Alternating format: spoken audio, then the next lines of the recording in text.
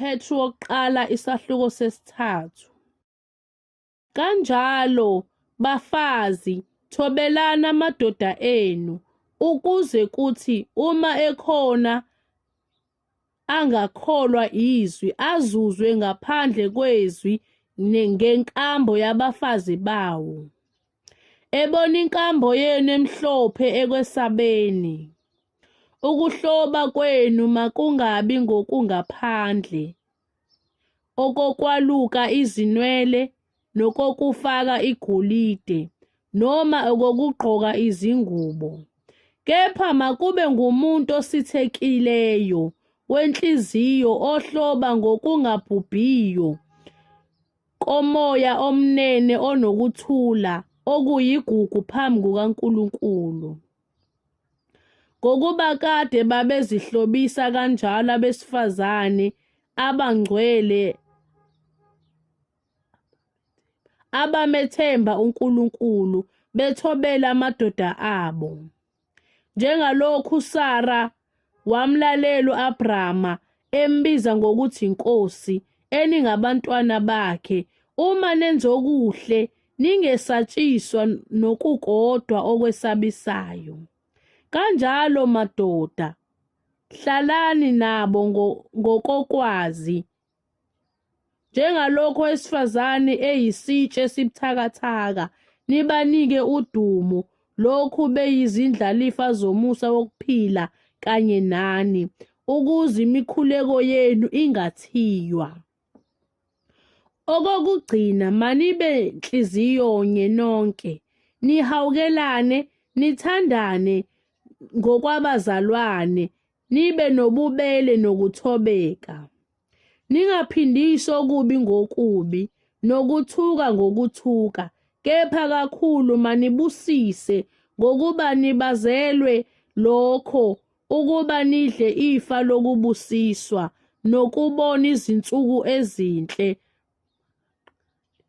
Makanqande ulimi lwakhe kokubi nezindebe zakhe zingakhulumi inkohlise. Adede ebubini, enze okuhle, afune ukuthula, akujonge. Ngokuba amehlo enkosi aphezu kwabalungileyo, izindlebe zayo zisekunxuseni kwabo, kepha ubuso benkosi buphezu kwabenza okubi. Pho ubani onganilimaza uma nishisekela okuhle na? Kepha noma nihlupheka ngenxa yokulunga, nibusisiwe, ningesabi ukwesabisa kwabo, ningakhathazeki. Kepha mngcweliseni uKristu abe yinkosi ezinhlizweni zenu, nihlale ningabalungele ukubaphendula bonke abanibuza isizathu sethemba elikini. Kodwa kube ngobumnene nangokwesaba, nibe nonembeza omuhle, ukuze kuthi kulokho abanihleba ngakho bajabhiswe labo abathuka ukuhamba kwenu okuhle kuKristu.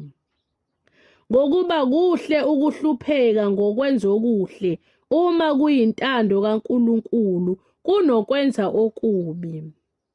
Ngokuba naye uKristu wahlupheka kwaba kanye ngezono, olungileyo ngenxa yabangalungile, ukuba asiyise kuNkulunkulu, ebulawa enyameni kepha ephiliswe emoyeni, ehamba ngawo ukushumayeza omoya abasekuboshweni, abakade bengalaleli lapho ukubekezela kukaNkulunkulu kubalindele ezinsukwini zikaNowa umkhumbi usakhiwa. Abasindiswa ngawo abayingcosana, okungukuthi abayisishagalombili ngawo amanzi. Enisindiswa ngawo manje nani ngokomfanekiso, okungukuthi ngombhabhadiso, kungesikho ukususa insila yenyama, kepha ukucela kuNkulunkulu unembeza omuhle ngokuvuka kukaJesu Kristu, okhona ngakwesokunene sikaNkulunkulu, esenyukele ezulwini, sekubekwe phansi kwakhe izingolosi negunya namandla.